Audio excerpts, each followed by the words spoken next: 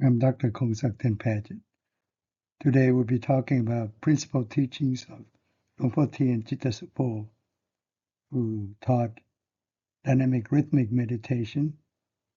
It's a revived ancient technique originated in Myanmar or Burma over 200 years ago, much longer than that's all they can retrieve into Myanmar as a root of this practice. But he make it naturally with the natural movement as well as without recitation of moving and stopping. Just do without any recitation. So let's go over it. Basically, it's talk about the primacy of Sati, or mindful awareness, the combination of Sati and Sampajanna, or mindfulness and self-awareness.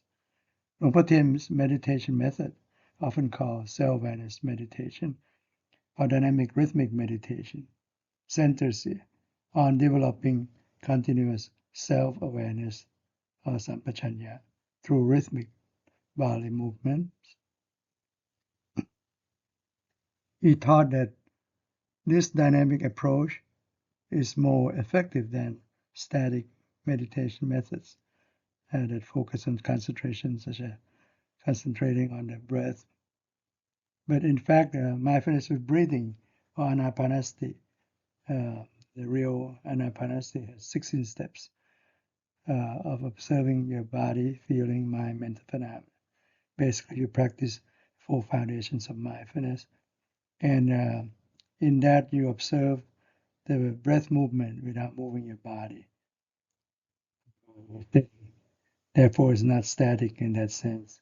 It's different than people that just observe and concentrate on the breath only. Sometimes recite the word like Buddha or whatever, or count 1 in, 1 out, breathing in, 1 breathing out, and 2 breathing in, breathing out, and so on. But that will lead to more meditation. But the 16 steps of mindfulness with breathing and anapanasati, you're doing both tranquility as well as insight meditation when you practice the 16 steps of mindfulness with breathing and anapanasati. So you observe the changing nature while sitting without moving your body. In that sense. The goal is to cultivate the self-awareness that is continuous with this rhythmic dynamic meditation. You can see thoughts as they arise, preventing mind from getting lost in the sneaky thoughts that cause suffering. As you can see in the diagram of rhythmic dynamic meditation. So this mindful awareness of Sati Sampajanna, the centrality of mindful awareness, Sati and Sampajanna, is the dynamic awareness. Luangpor Teean's method distinguishes itself from many other practices by using rhythmic dynamic, repetitive body movements, particularly of the hands, to cultivate a strong, continuous awareness, similar to, but more complex, to walking meditation, which only do walking left and right foot and so on. But this one has complex, like 14 steps, but you don't need to count because that's conceptual. We don't want to think of anything conceptual. Just observe and be aware of the bodily movement without knowing left or right hand moving. And don't fixate your hand either, because it becomes concentration, tranquility meditation. Excuse me. He taught that this awareness is not a static state of concentration, but a dynamic one, with actively alert faculty of overseeing what is happening in the present moment, both of the body and mind. And the power of movement, basically the physical movements in this practice act as a constant anchor. So it's not like fixating, it's like anchoring. It's not fixating or tying down at the mental object. And the hand movement is a mental object, but it's kind of loosely anchored. That's why you practice like you're toying with it, not being serious, but be attentive in your practice. So you gain self-awareness all the time while you be mindful of the hand movement, but you gain self-awareness in return all the time, preventing the mind from slipping into conceptual thoughts. But it's not forbidden to think. In fact, what he stated, the more one thinks, the more one is aware of the sneaky thoughts, because you keep touching the sneaky thoughts. When you catching sneaky thought, that means you're mindful. You're back to a steady mind by doing so, by catching the sneaky thoughts. That's why he said it's not forbidden to think. And the more you think, the more you're aware.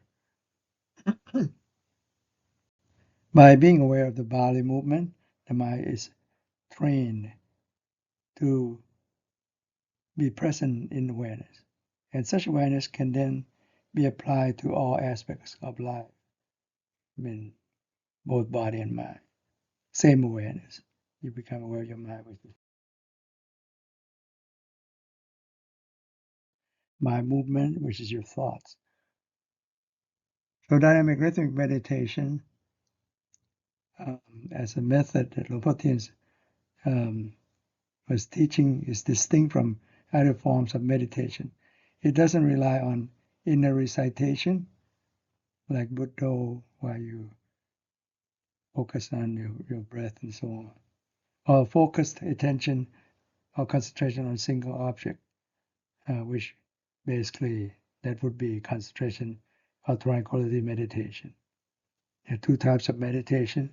One is concentration or tranquility meditation, that you fixate your mind on object, mental object. But insight meditation, the second kind, you observe by anchoring at a mental object, but the mind play a major role, observing the true nature of things as they really are. That things are impermanent, unstable, imperfect, unbearable, and selfless or not self in nature, uncontrollable. The three universal marks of existence, and that govern everything in the universe. Instead, this rhythmic dynamic meditation involves deliberate rhythmic and slow hand and arms movements. The purpose of this movement is to create a physical anchor for awareness instead of focused attention, which is focused attention is a concentration. By physical anchoring at the body movement, we basically be mindful of the movement. You gain self-awareness in return, aware of the body movement and aware of the mental movement, your thoughts, and see the true nature of things, and then you gain wisdom, insight, wisdom, and finally can free oneself from suffering, liberate oneself from suffering through this technique. As the practitioners moves, they're instructed to simply be aware, but not fixating to the movement itself. So don't tie yourself to the movement. That means you don't fixate your mind, your hand that's moving. Then you only know your hand. You don't need to practice meditation to know your hand. Anyone would know that. Or don't fixate your mind, your feet, because then you only know your feet. We want to anchoring there, but observe body, feeling, mind, and mental phenomena. The four foundations, four aspects of life. Basically, you observe your life anchoring loosely at the body movement, so that your mind won't be wandering. So this practice can be done while sitting, standing, walking, or laying down. I mean, the 4 major postures you can apply this technique. That's why this technique is so powerful, because you can apply in your daily life as you move all the time, while you're walking or sitting or doing your chore, your housework, sweeping floor, washing dishes, cooking, or doing anything, any activity. You can embed mindfulness at those movements, and you gain self-awareness in return as a bargain of life, without costing you anything, but just be attentive to your life. So it's like a cat, which is self-awareness, catching a rat, which is your sneaky thoughts. Catching the rat is a key metaphor that Luangpor Teean used, was that of a kitten. Self-awareness initially doesn't have enough power, it's so small. And a rat, which is thought, is almost as big as the kitten. So when the kitten is small and weak, it's easily being dragged around by the big rat of thought. Sneaky thought drag your awareness around. It doesn't have enough power. But through practice, like you nurture the cat, awareness grows into stronger, like a big cat.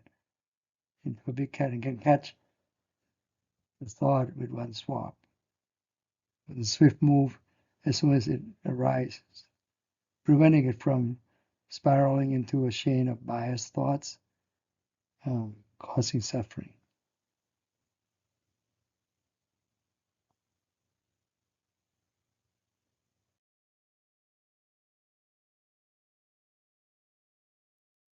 So this direct experience, by doing this, of self-reliance, basically, he encouraged that you need to see it for yourself.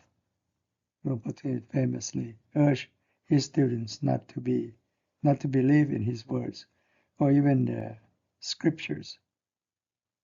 But one has to prove the truth for oneself through one's own direct experience. So he believed that the ultimate truth, or Dharma, is found within oneself, and that one's own direct realization is the only genuine refuge for yourself. So, and the unimportance of external authority, he taught that external rituals, moral precepts, and even the Buddha image are not the root of liberation, though they may have some value. It's not the key to liberation.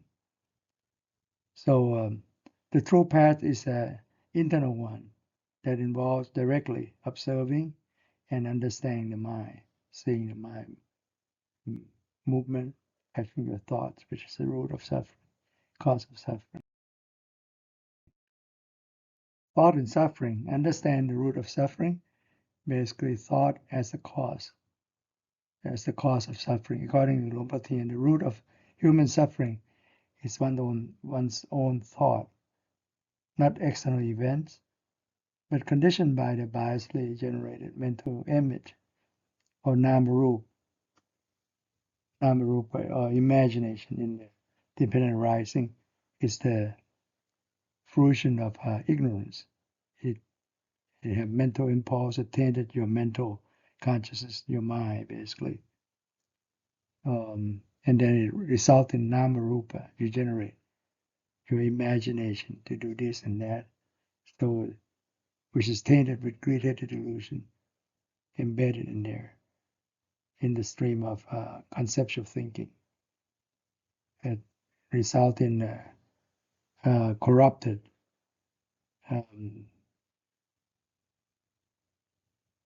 contact. When you come in contact with sight, sound, smell, taste, touch, and thought is corrupted because of this namarupa, mental image that you imagination you already made in your mind according to your ignorance of being a fool.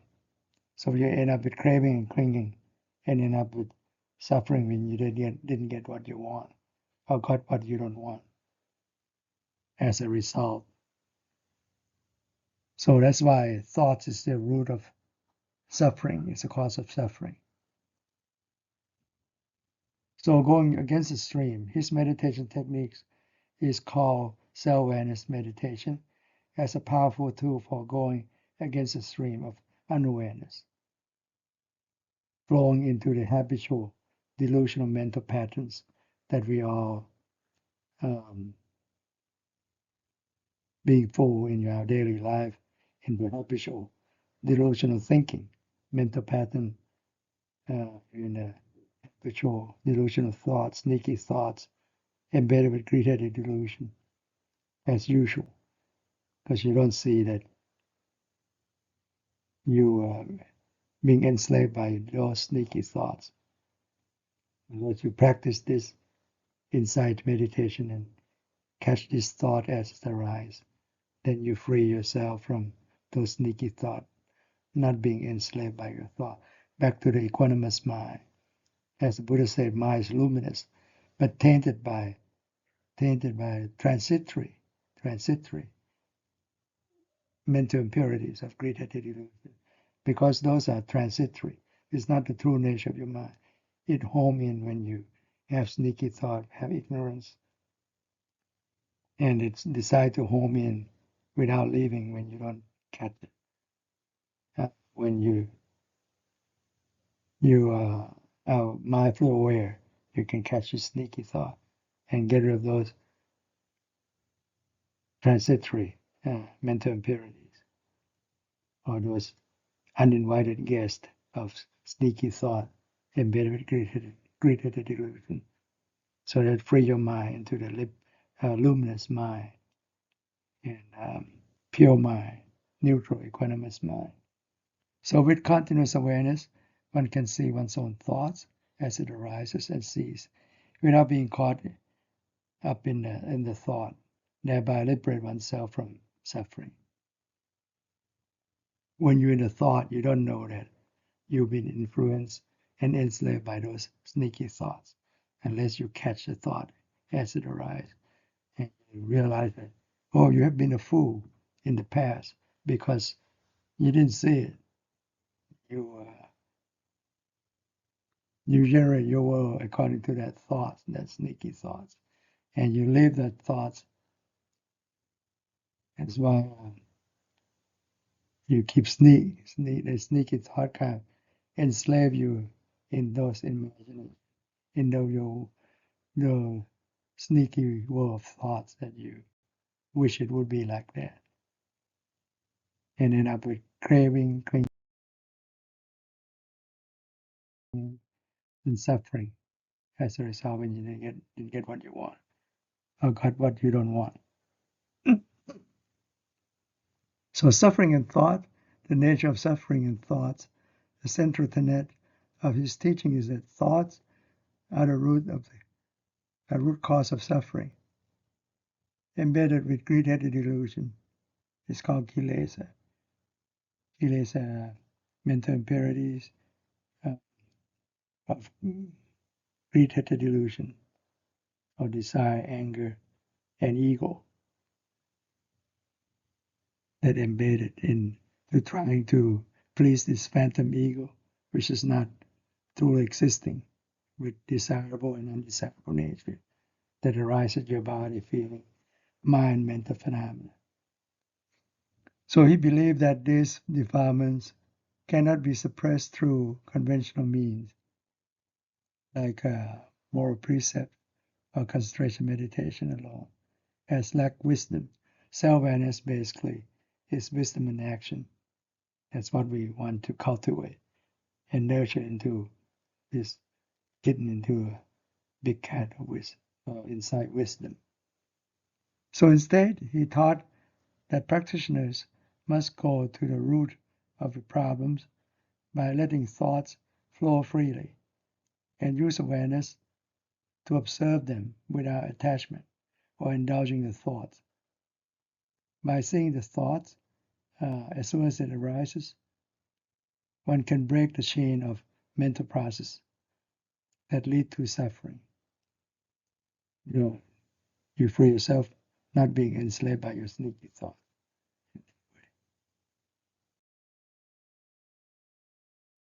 So seeing the real thing, our mind is so swift, we cannot see when it thinks. It's already projected there. As soon as it thinks, it expresses itself or project as colors, as light, as ghost, as an angel or heaven, or as hell. So we just see according to the scene expressed by the mind. It is but illusion of the mind. So that's why I said, forget the front. It's like the screen, which is showing the movies. So don't be the actor or actress, but catch your back, or watch your six, where the projector is. Project from your mind, the root of your mind, with your thoughts that project through the screen into the major actor, actress, and so on. So don't play as the actor or actress, but you need to guard your mind and catch your thought as it arises. See where the projector is projecting. So that's why he said it expresses itself as color or light, angel, heaven or hell, or ghost, because you don't see the root of the cause of your thoughts, where it's thinking. So when you catch your thought, you can get rid of those things on the screen. So we just see according to the scene expressed by the mind. It is but illusion of the mind. We call it as mental projection mechanism. That is, seeing is real, but what is being seen is not real. What you see on the screen is just being projected by your thoughts. So seeing is real when you catch your thought as it arises, as real. And you see what does it screen is already corrupted. So you need to see the root of that, where it's coming from. Therefore, it cannot come to the end of suffering when you're playing like the actor or the actress on the screen. If we see the real thing, it must be able to free ourselves from suffering. That means you catch a thought which is projecting on the screen. Then you free yourself from mental impurities or the transitory gas that came through your mind, which is not the true nature of your mind. So nama rupa. Rupa is body, as well as the thing that come in contact with your body, like sight, sound, smell, taste, and thoughts. And nama is the mind or mentality. Seeing rupa and nama, body and mind. A key insight in his teaching is the realization of interdependence of rupa, a body, and nama, the mind. By being aware of bodily movement, a practitioner can also become aware of mental phenomena. The thoughts is a mental movement, or the mind movement, and feeling, of perception, which is the mental activities, mental phenomena that arise in your mind. Mind itself is formless, but travel afar in the thoughts. If you catch your thought, you free yourself from Mara or your own demon. So this practice leads to an understanding that both body and mind basically follow the three universal marks of existence: dukkha, impermanent or unbearable; anicca, or imperfection, imperfect or unstable; and anatta, selfless or not self or uncontrollable nature that arise at this body and mind. So They follow this three universal mark of existence that govern everything in the universe, except nirvana, which is beyond that system. Ultimate peace and happiness is beyond this universal aspect, like the background of the universe. The background of voidness, emptiness.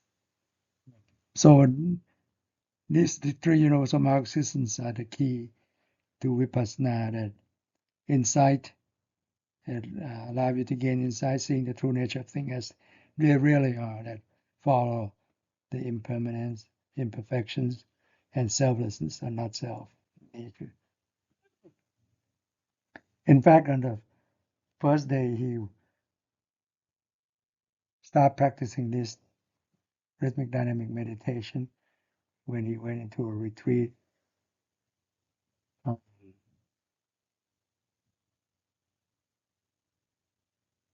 back in about 68 years ago, in year Buddhist era 2500. There was a scorpion with her babies on the back, fell on his thigh while he was doing the hand movement, and the babies kind of spreading around, and the mother kind of tried to gather them on her back again. And so he saw it, that the scorpion had is the thing that come in contact with his body, or rupa, and the scorpion itself is rupa too. And then it's his mind that reflect on the scorpion.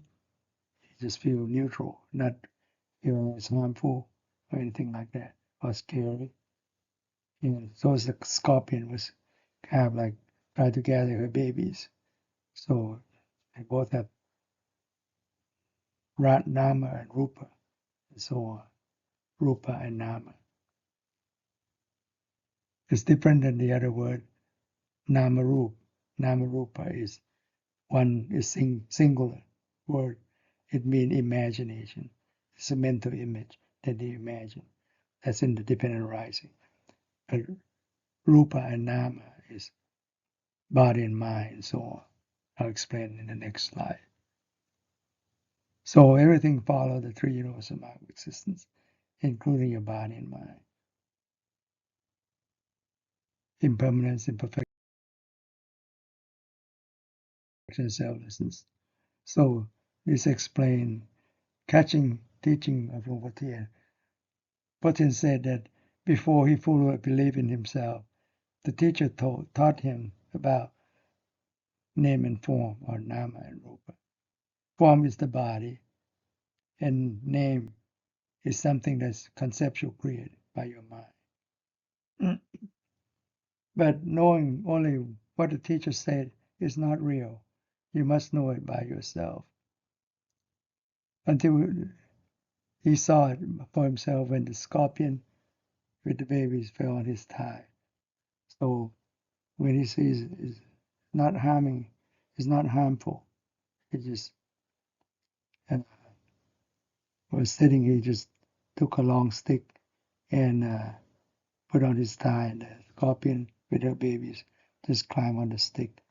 And then he just put his hand on the other end of the stick to the other side and back and forth, so he was able to carry the scorpion and her babies outside and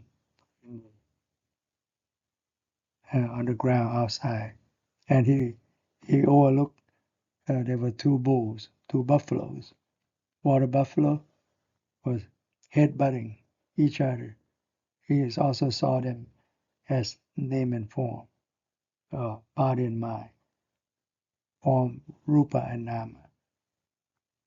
Um, you know, but what he meant by that, let's see, he said form is our body.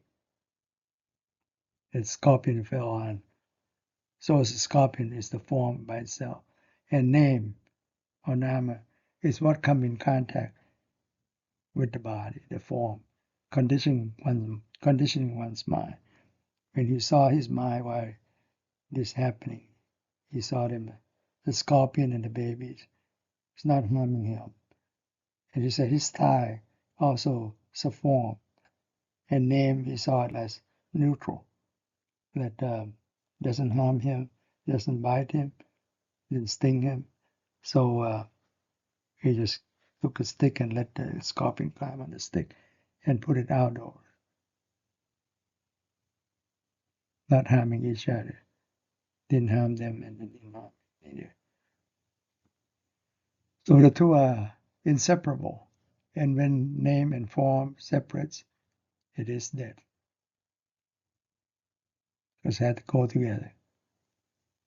Like dead people also have eye, ear, nose, tongue, body, but no mind, no control. It's dead. It's not functioning. They have to go together. This is where he gained confidence through his own actions, not believing anyone's else thoughts or words, but believing through one's own direct inner vision.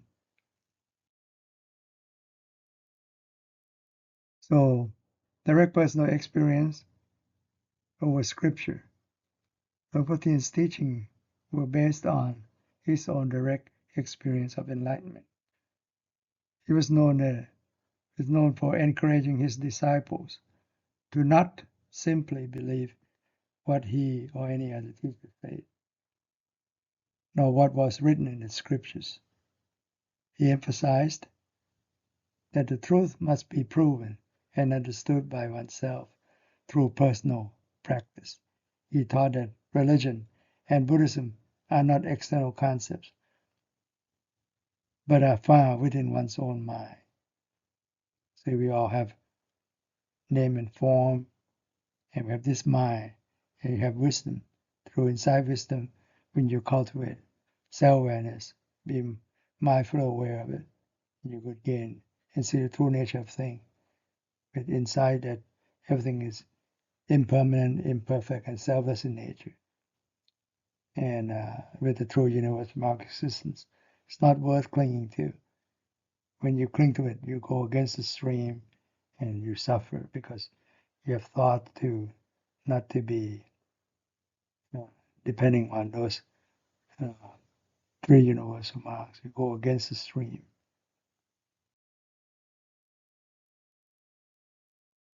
So Luangpor Teean is considered a teacher of sudden enlightenment within Theravada context, a concept more commonly associated with China Zen Buddhism. His own experience, in Zen Buddhism, like Huineng, that's shown there, circa 638 to 713 CE, Christian era. He was illiterate, a Chinese monk. He was a woodcutter, sell wood to make fuel for cooking and so on, or for heat. And he was illiterate, but he overheard someone reciting, one of the customers reciting the Diamond Sutra, that one should live one's life, have his mind, not attached to anything. And then he become with first level enlightenment, and so on. So he went to, he gave up his career and went to study under the fifth Supreme Patriarch of Zen at the time, and was put in the kitchen to work like grinding the rice grain for 3 months until the teacher realized that he's an enlightened being. So he summoned him to his living quarter and give him direct transmission. And he said a similar thing to the Diamond Sutra, that one should live one's life as if the mind is not attached to anything. So it kind of like re-sparked his mind. He attained full enlightenment, and the fifth Patra Ongren gave him the rope and bowl, symbolic of a supreme patriot. He said he appointed him to be the sixth patriot with direct mind transmission. So, and then come to flee, and he, because it'd be harmful to be staying there, people get jealous of him to acquire that position. So he left to Southern China for 15 years before he started teaching the direct mind transmission. So very fast, quick, sudden enlightenment, and so on.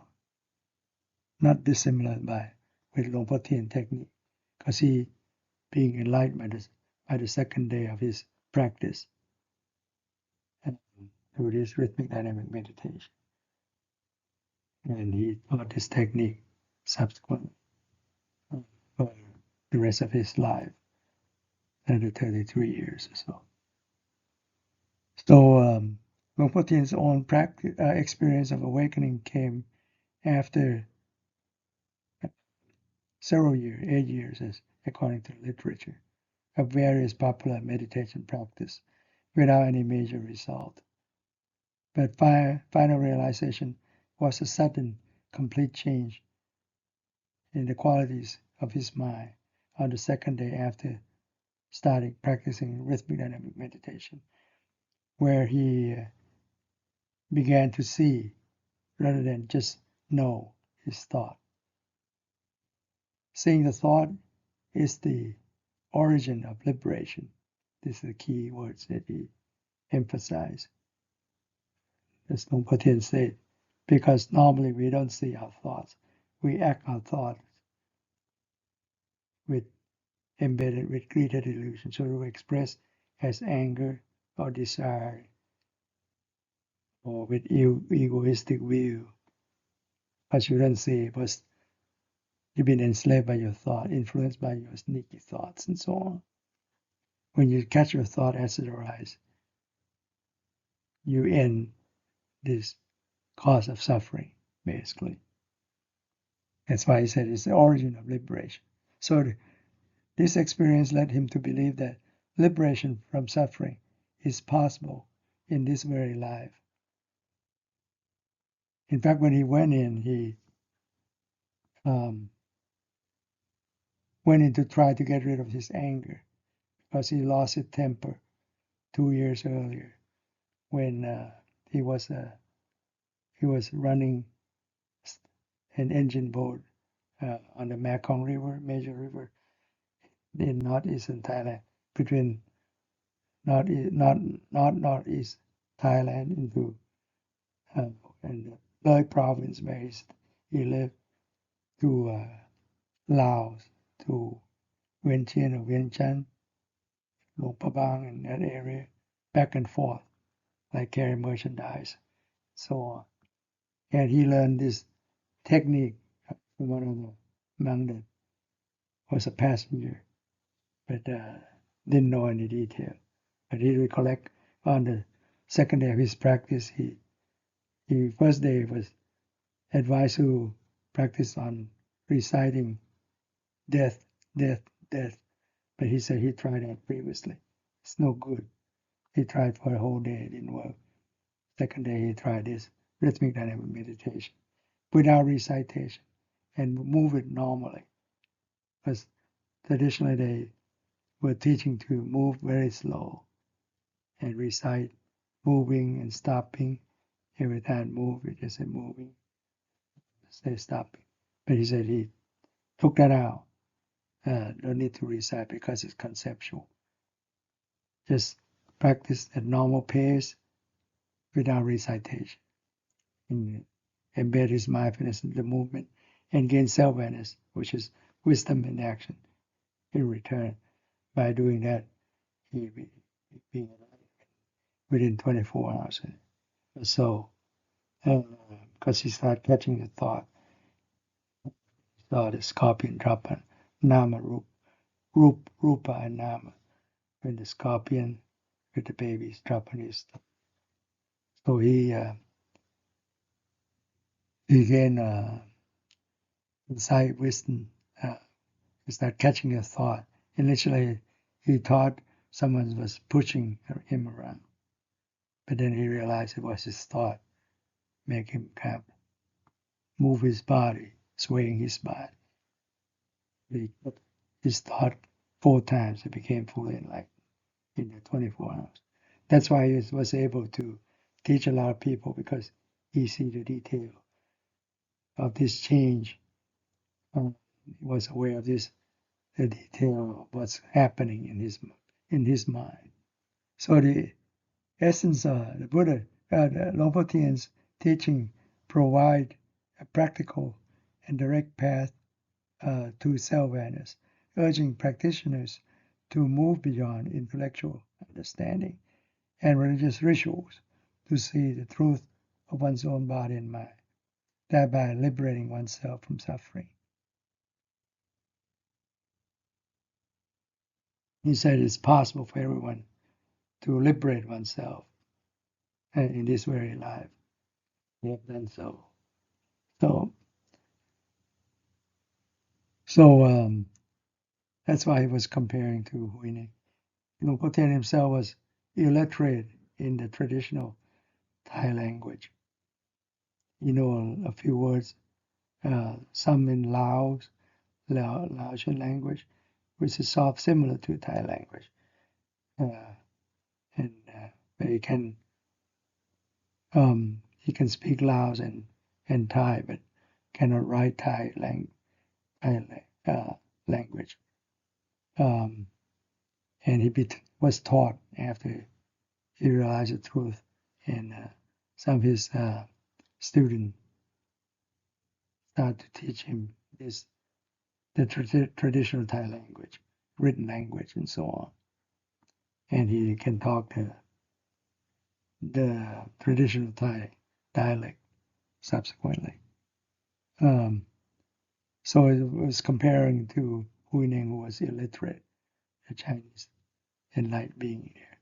And Huineng is in the